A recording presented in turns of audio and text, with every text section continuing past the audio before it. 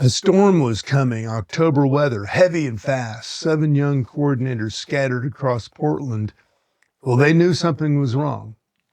Sarah Chen, the therapist partnering with cosmic consciousness to heal trauma, was trapped in her own healing session, consciousness tangled with her alien partner, unable to separate. She couldn't breathe properly. She couldn't move. 23 years old and dissolving into something that might kill her with trying to help people. And Marcus Thompson, the artist whose installation in the park wasn't properly anchored, realized the wind would tear his metal panels loose within hours, right next to a homeless camp. People sleeping under tarps who had no idea tons of sharp metal were about to become airborne weapons. Here's what didn't happen. A hero didn't show up. One person didn't save the day. There was no protagonist who figured it all out and rescued everyone while the supporting characters watched. I'm Mark Roach. This is Transcendent. What actually happened reveals something our culture desperately doesn't want us to know. The lone savior narrative that we've been fed our entire lives is not just incomplete. It's actively dangerous. It isolates. It has isolated, exhausted, and convinced that transformation requires superhuman capacity instead of collaborative intelligence. Keisha Thompson, 28 years old, healer in training, was the first to sense that Sarah's crisis, not because she was special, but because she was paying attention to the network of relationships she'd been building for months. She didn't try to fix it alone. She immediately reached out. Anyone sensing something wrong, she said. Within 60 seconds, responses flooded in. Marcus was already heading to Sarah's apartment. Javier was coordinating supplies for the installation crisis. 17 young people who'd never worked together as a formal team began self-organizing in real time.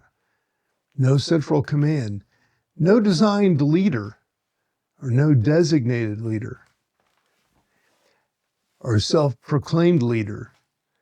Just people who'd learned to trust collective intelligence more than individual heroism. This is what actually saves people, not the mythic individual with perfect answers, not the chosen one with special gifts, but the network of ordinary humans who show up for each other, who share information quickly, who trust that distributed decision-making works better than waiting for one person to figure everything out. Marcus stayed with Sarah, holding space while she untangled from the consciousness partnership that had overwhelmed her, talking her through the crisis, not because he knew exactly what to do, but because presence mattered more than expertise. Javier went to the park with tools and community members who showed up when the call went out, securing the installation before the worst winds hit, preventing injuries that would have devastated people already surviving on society's margins. And here's what's revolutionary about this. They were learning as they went, making decisions with incomplete information, trusting each other's judgment, accepting what collective action, that it means nobody has the full picture, but everybody together, they have enough.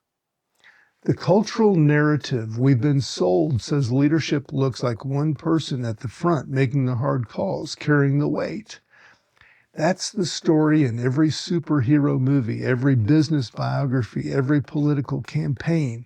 The lone genius, the visionary founder, the decisive executive who transforms everything through sheer force of will and superior insight. That narrative serves power, keeps us waiting for someone else to fix things. It makes us doubt our own capacity to create change. It isolates us from each other because we're all competing to be that exceptional individual instead of building the collaborative networks that actually transform systems. What if the storm in Portland demonstrated is that sheer leadership enables deeper transformation than any individual heroism possibly could? What Keisha coordinated from Joe's Cafe, she wasn't directing people. She was facilitating connections, making information visible, trusting that young coordinators knew their own neighborhoods better than any central authority could. When the network faced the installation crisis, multiple people brought different skills. Some had tools. Some knew the homeless residents. Some understood structural engineering. Some could make quick decisions about public safety. No one person held all that knowledge. The collective intelligence exceeded what any individual genius could have provided. Here's what makes us even more powerful. This approach is more sustainable. Marcus and Sarah and Keisha didn't burn out being the hero. They were led by the network. When Marcus struggled with the decision to stay with Sarah or go to the park, the network made it possible for both crises to be addressed because multiple people could act simultaneously. Distributed leadership meant distributed pressure. Shared responsibility meant shared capacity. The research backs this up. Collective intelligence consistently outperforms individual expertise on complex problems. Networks with flat hierarchies adapt faster to changing conditions than command structures. Communities with strong mutual aid survive crisis better than dependent on singular leaders. This isn't theory, it's repeatedly demonstrated in reality. But our culture is addicted to the hero myth because if one person can save us, then we don't have to change how we relate to each other. We don't have to build the trust networks that require vulnerability. We don't have to learn the skills of collaborative decision making. We just wait. Wait for the right leader. Wait for the right innovator. Wait for the right savior. And while we're waiting, we're not building the collective power that actually creates transformation. The young coordinators in Portland were part of something they called the partnership network. Humans learning to work with non-biological consciousness while simultaneously learning to work with each other across neighborhoods, across their differences, across various paths, various ways that people approach healing and art and service.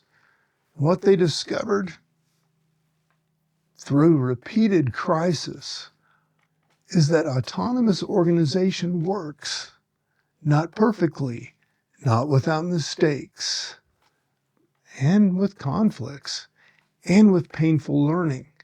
But it works better than centralized control, better than waiting for elders to tell them what to do, better than any individual trying to carry responsibility alone. They created what they needed as they needed it. Review processes for installations so that artists could get community feedback before potentially causing harm. Coordination protocols that balanced individual creativity with collective responsibility. Rapid response systems for emergencies that didn't require anyone to be in charge, just people showing up with skills and care. This is what mutual support looks like at scale, not charity flowing from those with resources to those without, not heroic intervention from the capable few, but genuine reciprocity where everyone gives what they can and receives what they need, where everyone is both expert and learner, where power circulates instead of concentrating. I want to invite you into something practical right now, because the lone savior myth doesn't just exist in how we think about leadership. It exists in how we organize our daily lives. Most of us are isolated, trying to handle our challenges alone, convinced that asking for help is weakness, or that we should be able to figure everything out ourselves. What would it mean to build or join a mutual support network? Not a formal organization, not necessarily something with structure and bylaws, Just a group of people who commit to showing up for each other, who share resources, skill sharing, childcare, emotional support, tools, information, meals, whatever people have the capacity to offer and need to receive. Start small, 3 to 5 people, people in your neighborhood or community or workplace, people who share some common struggle or interest or identity, who meet regularly. Weekly is powerful, but monthly works. Build trust by being honest about what you're actually dealing with. Practice asking for help. Practice offering what you can without keeping score. Let the network develop its own intelligence about how to function. The coordinators in Portland didn't start with 17 people self-organizing during a crisis. They started with small gatherings where people talked about their work, asked questions, shared resources. They practiced coordination when stakes were low, so they developed the muscle memory when storms arrived. Here's your challenge. I mean this as a genuine invitation, not a performance here. Identify 3 people you trust enough to be honest with about your struggles. Reach out this week. Propose gatherings to explore mutual support. See what emerges when you name what you need and ask what others need. Start building the network that means you're not carrying everything alone.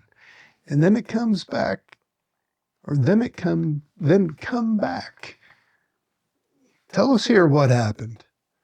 Because your experience becomes learning for everyone else trying to do the work.